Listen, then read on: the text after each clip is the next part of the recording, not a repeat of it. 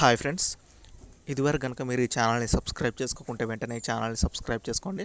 మరియు పక్కన వచ్చే బెల్ ఐకాన్ కూడా ట్యాప్ చేయండి. ఫ్రెండ్స్, నేను ఈ వీడియోలో మీకు ఎస్ఎస్సి సిహెచ్ఎస్లకు సంబంధించి ఫస్ట్ షిఫ్ట్లో ఏ క్వశ్చన్లు అడిగాడు అనేది నేను ఈ వీడియోలో చెప్తాను.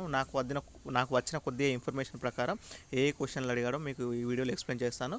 అలాగే ఏ టాపిక్ నుంచి ఎన్ని క్వశ్చన్లు వచ్చాయి, ఏ సబ్జెక్ట్ ఈజీగా వచ్చింది, ఏ సబ్జెక్ట్ హార్డ్గా వచ్చింది అన్న విషయాల గురించి కూడా ఈ వీడియోలో మాట్లాడుకుందాం. వీడియో నచ్చితే కనుక తప్పకుండా లైక్ చేయండి.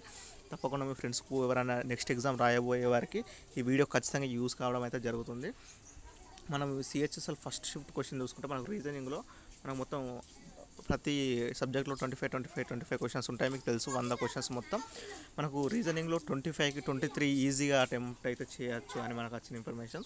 అలాగే ఇంగ్లీష్లో మనకు గుడ్ అటెంప్ట్స్ కనుక చూసుకుంటే 20 వరకు అటెంప్ట్ అయితే చేయొచ్చు. అలాగే మ్యాథమెటిక్స్లో కనుక మనం చూసుకుంటే మనకు 17 క్వశ్చన్ల వరకు మనకు గుడ్ అటెంప్ట్స్గా చెప్పుకోవచ్చు. అలాగే జనరల్ అవేర్నెస్గా చూసుకుంటే మనం 16 క్వశ్చన్ల వరకు మనకు గుడ్ అటెంప్ట్స్గా ఉన్నాయని మనకు వచ్చిన సమాచారం. అలాగే నెక్స్ట్ చూసుకుంటే మనకు ఓవరాల్గా మొత్తం 74 to 80 క్వశ్చన్స్ అనేవి ఈజీగా అటెంప్ట్ చేసే అవకాశం అయితే ఉండడం అయితే జరుగుతుంది. ఇక అసలు విషయానికి కనుక మనకు రీజనింగ్లో అయితే మ్యాక్సిమం ఈజీగానే రావడం అయితే జరిగింది. చాలామంది డౌట్స్ పడుతూ ఉంటారు ఏ టాపిక్లు స్కోరింగ్ ఎక్కువ వచ్చిందని. ఫ్రెండ్స్, మనం ఎక్కువ ఎస్ఎస్సి పాయింట్ ఆఫ్ వ్యూ కనుక చూసుకుంటే మనకు క్లాక్ మరియు క్యాలెండర్కి సంబంధించి మనకు క్వశ్చన్స్ అయితే రావు. మ్యాక్సిమం 99% రావు. ఇందులో ఈ క్లాక్ మరియు క్యాలెండర్కి సంబంధించి క్వశ్చన్లు 1% ఏదో ఒక షిఫ్ట్లో ఒక క్వశ్చన్ వచ్చే అవకాశం ఉంటుంది. కానీ దానికి ప్రిపేర్ కాకుండానే బెటర్. మనకు ఎస్ఎస్సి పాయింట్ ఆఫ్ వ్యూ చూసుకుంటే రీజనింగ్లో బ్లడ్ రిలేషన్ కానీ, మనకు నెంబర్ సిరీస్ కానీ, అనలాగి కానీ, అలాగే మనకు మిర్రర్ ఇమేజెస్, వాటర్ ఇమేజెస్, ఈ టైప్ క్వశ్చన్లో మనకు ఎక్కువ అడగడం అయితే జరిగింది ఈ ఫస్ట్ షిఫ్ట్లో. అలాగే మనకి ఇంగ్లీష్లో కనుక చూసుకుంటే వొకాబులరీ నుంచి, ఆంటోనిమ్స్, సినోనిమ్స్ నుంచి ఎక్కువ క్వశ్చన్లు అయితే రావడం అయితే జరిగింది. ఇడియమ్స్ అండ్ ఫ్రేజెస్, ఈ వొకాబులరీ సెక్షన్ నుంచి మనకు దాదాపు 10 క్వశ్చన్లు అనేది అయితే రావడం అయితే జరిగింది.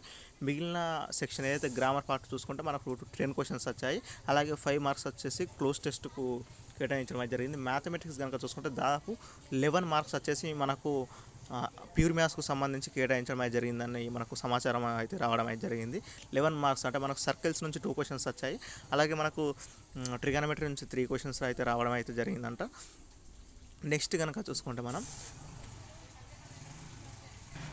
రేషియోస్ నుంచి 2 క్వశ్చన్స్, అలాగే మనకు పార్ట్నర్షిప్ నుంచి 2 క్వశ్చన్లు, అలాగే మనకు పర్సంటేజ్ నుంచి 1 or 2 క్వశ్చన్స్ అయితే రావడం అయితే జరిగింది.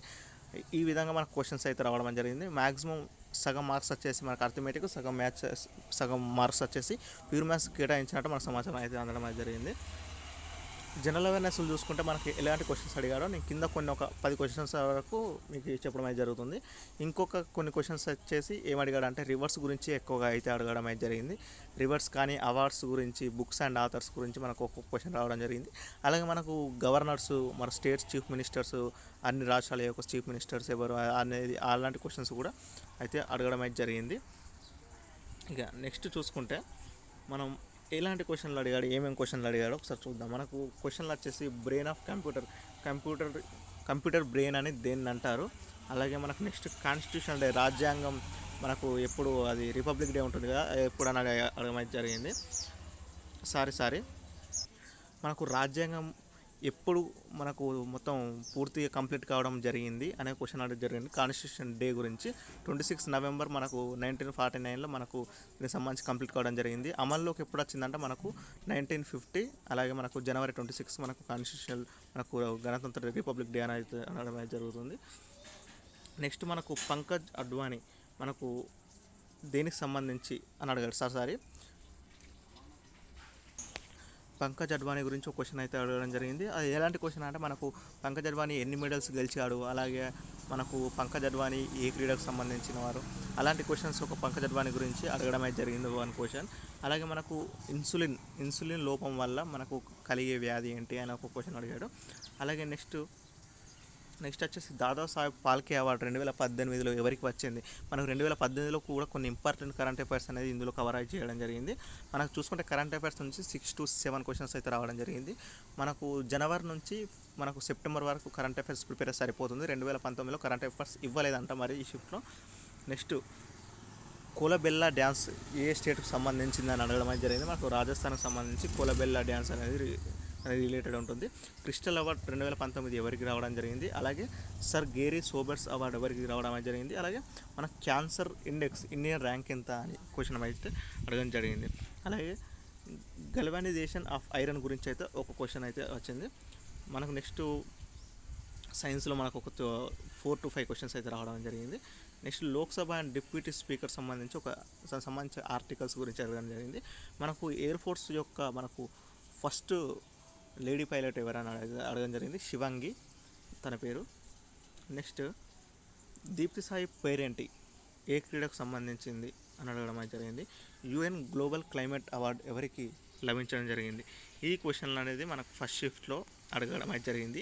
ఈ సోర్స్ అనేది నేను ఎక్కడ తీసుకున్నానంటే మనకు ప్రముఖ వెబ్సైట్ అయిన మనకు అడ్డా 247 వెబ్సైట్ ఉంటుంది కదా, దాంట్లో నుంచి ఇన్ఫర్మేషన్ తీసుకొని మీకు తెలుగులో అందించే సమాచారం అయితే అందించడం అయితే జరిగింది. ఇంకేమన్నా డౌట్స్ ఉంటే ఇది సంబంధించి కింద కామెంట్ బాక్స్లో చేయండి. ఎవ్రీ షిఫ్ట్ సంబంధించి నేను వీడియోస్ అనేది చేయడం అయితే జరుగుతుంది ఎస్ఎస్సి సిహెచ్ఎస్ఎల్ గురించి. ఈ వీడియో నచ్చితే తప్పకుండా లైక్ చేయండి, మీ ఫ్రెండ్స్ కూడా షేర్ చేయండి ఫ్రెండ్స్. Thank you.